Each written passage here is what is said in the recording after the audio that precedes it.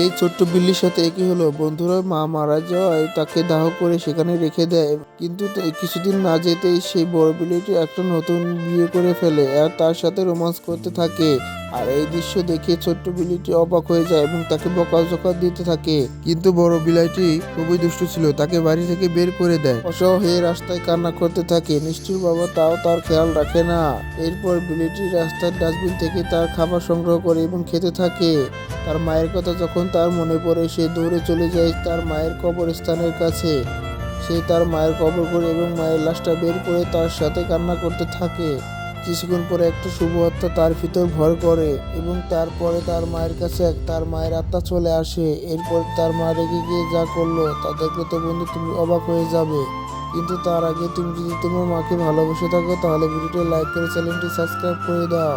এরপর সে মায়ের আত্মাটি তার ঘর ভেঙে ভিতরে ঢুকে আর তাই দেখে তারা অবাক হয়ে যায়।